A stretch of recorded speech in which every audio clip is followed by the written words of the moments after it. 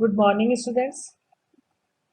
मैं doctor Suman, assistant professor, government law college Ajmer. Lecture के इस सीरीज में, जैसा कि आप सभी जानते ही हो, हम लोग एलएलबी सेकेंड ईयर के subject transfer of property act 1882 विषय को पढ़ रहे हैं। विधि द्वितीय वर्ष संपत्ति अंतरण अधिनियम 1882 विषय पर पढ़ रहे हैं। तो आज हम लोग पिछले लेक्चर में हमने डेफिनेशन को पढ़ा। आज हम लोग इसे कि अगर कोई व्यक्ति डिनाई करता है, एक्सेप्ट करता है या डिसेंट होता है, या फिर मोड ऑफ इलेक्शन चुनाव के तरीके क्या होंगे, ये आज हम लोग यहाँ पे पढ़ेंगे। हम इसे स्टार्ट करते हैं। Section 35 doctrine of election.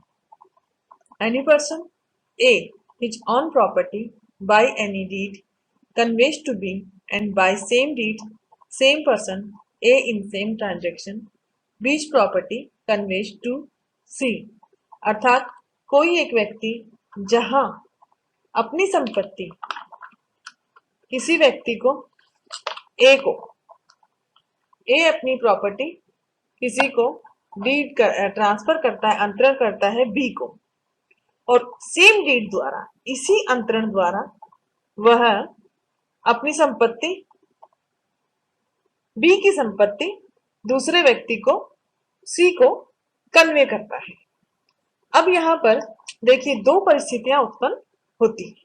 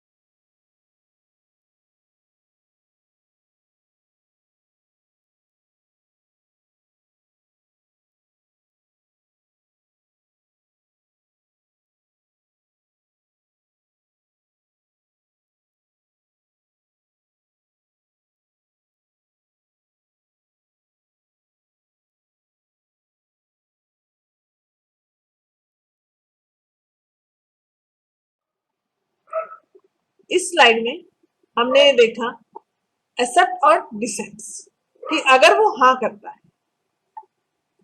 करता है तो हमने कंटिन्यूएशन में 2-3 स्लाइड्स में इसको पढ़ा। बट अगर मान लीजिए बी व्यक्ति ना करता है तो फिर सी का क्या होगा।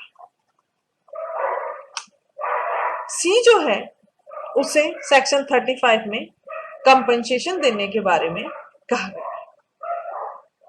अब कंपनसेशन प्रतिकर जो है वो कैसे और किन परिस्थितियों में दिया जाएगा।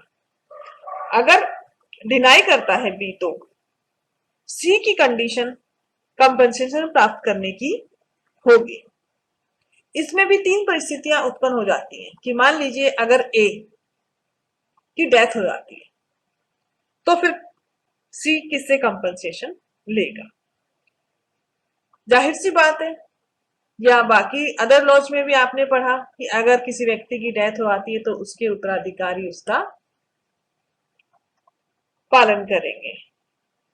तो अगर ए मर गया तो उसके उत्तराधिकारी सी को कंपनसेशन देंगे।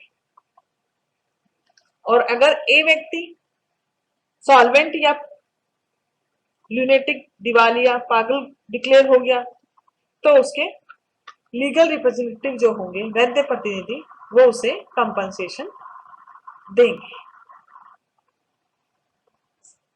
और अगर ए जीवित है तो फिर उसी को देना होगा, या तो वो उसे देगा या फिर कोई नया अंतरण उसे करेगा। अर्थात सी, जिसे हमने यहां पे आगे निराश अंतरिति कहा है,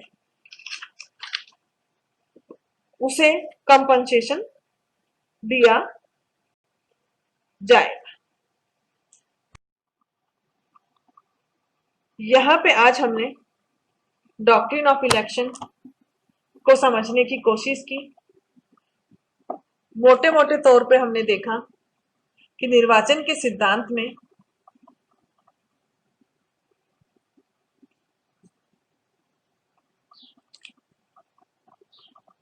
सेम ट्रांजैक्शन डीड द्वारा ऐसी संपत्ति अंतरित कर दी जाती है जिसका कोई व्यक्ति जो अंतरित कर रहा है वो उसका स्वामी नहीं है, या उसका उसमें कोई भी अस्तित्व नहीं है, फिर भी वो ट्रांजिट कर रहा है। और ऐसा वो तब कर पाता है, या ऐसा तब संभव हो पाता है, जबकि सेम ट्रांजैक्शन डीड द्वारा जिस व्यक्ति को वो संपत्ति दे रहा है उसे कोई अन्य फायदा वो पहुंचाए।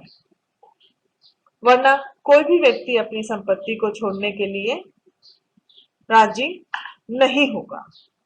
अर्थात सेक्शन 35 में हमने देखा कि संपत्ति का अनऑथोराइज्ड ट्रांसफर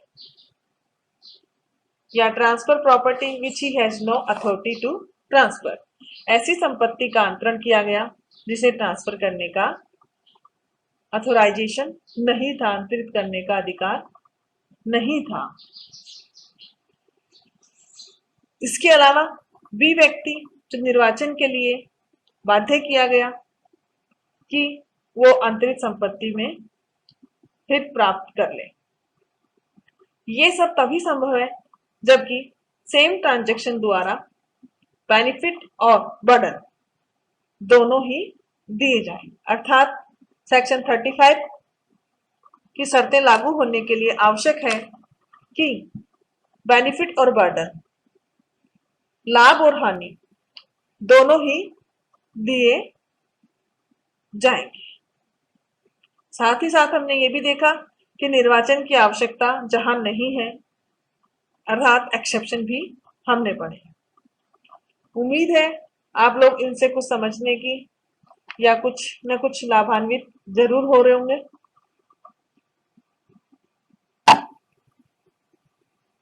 तो आज की वीडियो में बस इतना ही। अगले वीडियो के लिए बाय। अब हमारे चैनल को सब्सक्राइब, शेयर